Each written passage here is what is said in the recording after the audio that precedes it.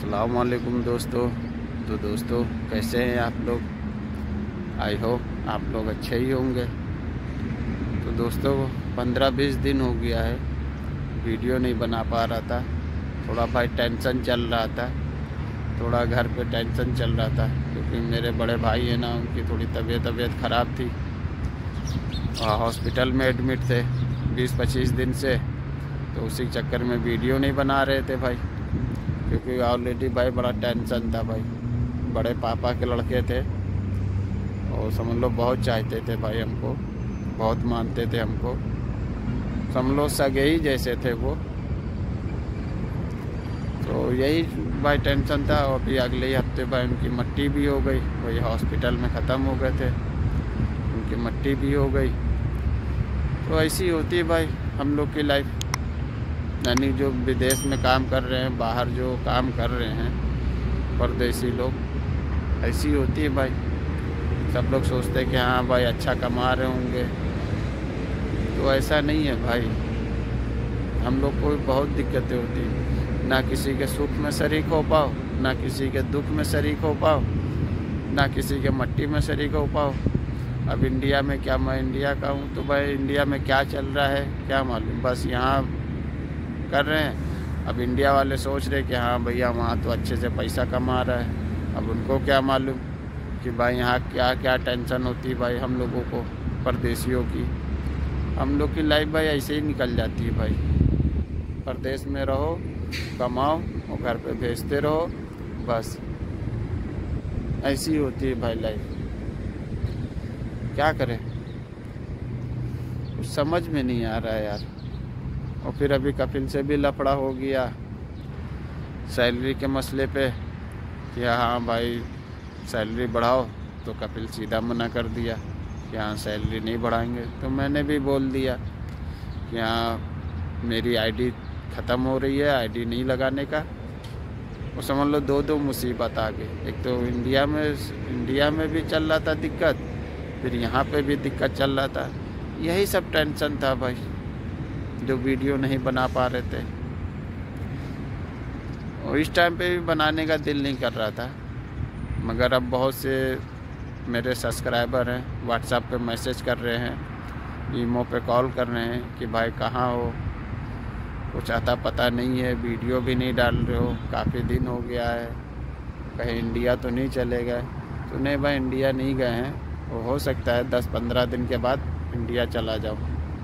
तो कपिल से बोल दिया है कि आईडी नहीं बनाने का। तो ऑलरेडी मेरा आईडी 13 तारीख को ही ख़त्म हो गया था। तो मैं बोल दिया था कपिल को आईडी नहीं बनाने का, क्योंकि कतर का रूल ये होता है जहां आपकी आईडी एक्सपायर हो गई है तो आप 3 महीने तक यहां काम कर सकते हो। 3 महीने के बाद रुकोगे तो फाइन आएगा। तो ये होता है। तो मैं अपने कपिल को बोल दिया था, अन्य को तुम 1600 रियाल सैलरी देते हो, मेरा नहीं फ़ायदा हो रहा है, वो मैं इंडिया जाऊंगा वो आईडी नहीं बनाने का। तो बोला क्यों क्या हुआ? मैं बोला कि नहीं बचत नहीं हो पा रहा है, कुछ बच नहीं पा रहा है। 1600 देते हो, 400-500 रियाल मेरा तो यूँ ही खर्चा हो जाता है, यहीं खर्चा हो जाता है। और फिर ऊपर से 1 रियाल का हदिया भी नहीं मिलता है, यानी कुछ मिलता भी नहीं है। यानी कुछ और भी ड्राइवर होते हैं तो भाई ऊपर से कमाई हो जाती है, 200-300 रियाल, 100 रियाल, 200 रियाल मिल जाता है, महीने का आ जाता है, यानी कि उनका मोबाइल का खर्चा निकल आता है।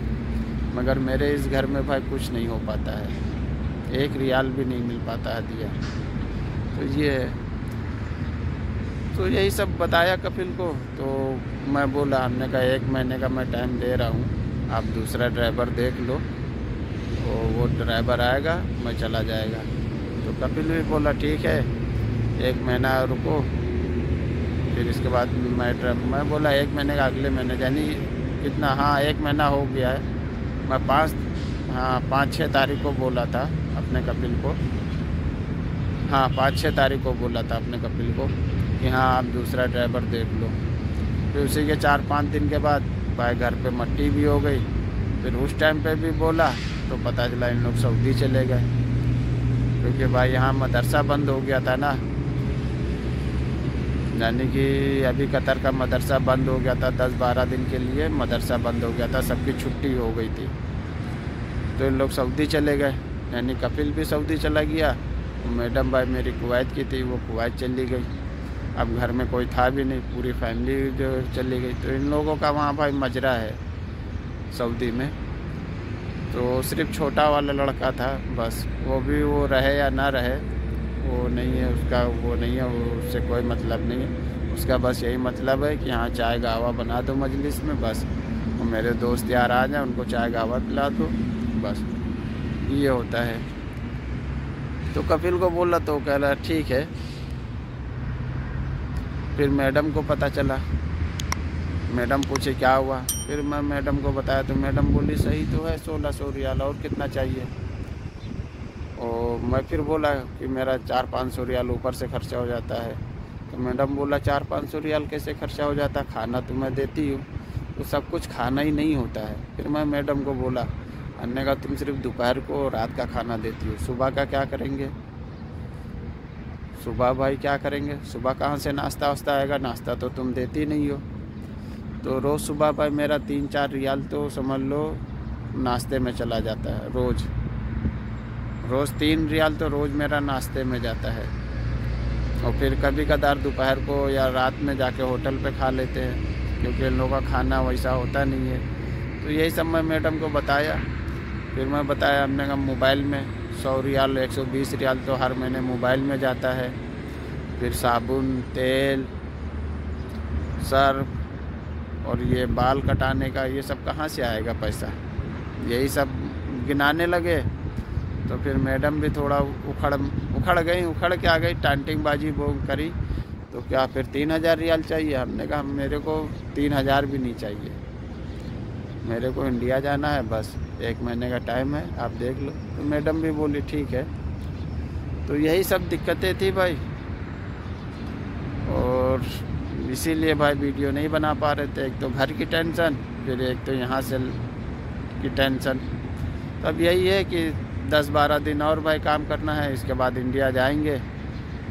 फिर इसके बाद किसी इंशाल्लाह दूसरा वीज़ा लेंगे, तब आएंगे। फिर कहीं सही साठ घर होगा तो आएंगे, क्योंकि इस घर में तो कोई फ़ायदा नहीं है भाई, इस घर में नहीं चल पाएगा भाई। और यहाँ काम करने का दिल भी नहीं करता यार, क्योंकि भाई काम भी ज़्यादा है।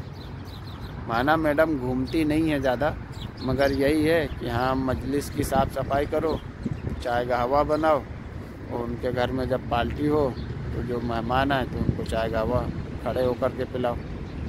और जब पार्टी होती है तो बस मेन चीज़ क्या होता है, यही होता है कि भाई जो भाई गल्फ़ में रह रहा है, सऊदी, कतर, कुवैत में जो रहते हैं, उनको मालूम होगा चाय गावा का क्या सिस्टम है। उनको चाय वो गावा पिलाते रहो, खड़े रहो, यानी जब तक मजलिस में रहेगी पब्लिक तब तक आपको बैठना पड़ेगा। तो भाई हम लोग ड्राइवर आदमी हैं भाई, तो हम लोग से नहीं हो पाएगा ये। तो ख़ास तौर से ये मेरे ही घर में सिर्फ ऐसा है, और सब घर में बाकायदा रखे हुए हैं, बाकायदा 2-3 ड्राइवर हैं और एक मजलिस का आदमी है। तब समझ लो ये ड्राइवर से सब काम करवाती हैं, मजलिस का भी साफ़ सफाई करवाएंगी, चाय गावा भी बनवाएंगी और गाड़ी भी चलवाएंगी। ये होती है भाई, तो ऐसी होती है भाई हम लोग की लाइफ, परदेशियों की लाइफ। अब क्या करें भाई, यही सब था भाई जो वीडियो नहीं बना पा रहे थे। देख लो भाई, जो आना चाहता है तो देख लो भाई, सब कुछ मारना पड़ता है भाई, अपने शौक़ भी मारने पड़ते हैं भाई। सुख दुख में भी नहीं शरीक हो पाओगे। और ये गल्फ़ का ऐसा चस्का है भाई, जहाँ एक बार आ गए तो फिर भाई छूटता नहीं है। ये तुम्हारा गल्फ़ कंट्री कभी पीछा नहीं छोड़ेगा। तुम सोचो कि हाँ एक बार जाएंगे, अच्छे से कमा लेंगे, फिर इसके बाद इंडिया में कोई बिजनेस कर लेंगे, कोई धंधा कर लेंगे, तो नहीं हो पाता है भाई। हम भी भाई यही सोच रहे थे कि हाँ आराम से जाएंगे, अच्छे से कमाएंगे, कमाने के बाद इंडिया में कर लेंगे, कुछ ना कुछ काम धंधा पकड़ लेंगे। नहीं हो पाता है भाई। मैं भी कदम कितना बाहर रहते हुए हमको भी 13-14 साल हो गया, 13 साल हो गया है, और 13 साल से कुछ नहीं कर पाया हूँ। तो यही है भाई, वो अभी भी कुछ नहीं कर पा रहा हूँ, अभी भी एक समझ लो खाली हाथ है, कुछ नहीं है। अब क्या, बस भाई यही है, जो भी बाहर आना चाहते हैं तो देख लो भाई, ऐसी होती है भाई हम लोग की लाइफ। तो चलिए दोस्तों, अब इंशाल्लाह हर दूसरे तीसरे दिन वीडियो डालते रहेंगे और देखते हैं कि क्या होता है 10-15 दिन के बाद, कि घर जाना पड़ेगा कि क्या करना पड़ेगा। बोल तो दिया है, अब देखते हैं भाई। तो यही होती है भाई, ऐसी होती है भाई हम लोग की लाइफ। चलिए दोस्तों, अब वीडियो को ही एंड करते हैं, वीडियो भी काफ़ी लंबी होती जा रही है। फिर इंशाल्लाह और अब दोस्तों जो है वीडियो आएगा हर दूसरे तीसरे दिन पर मैं वीडियो डालूँगा। रोज़ तो नहीं डाल पाऊँगा, मगर हाँ ये है कि हर दूसरे या तीसरे दिन पे वीडियो आपको डालता रहूँगा, आपको इन्फॉर्मेशन देता रहूँगा कतर के बारे में। जैसा जैसा होता रहेगा वैसा वैसा मैं आपको बताता रहूँगा, और जैसा मेरे साथ होगा वो भी मैं आपको शेयर करता रहूँगा।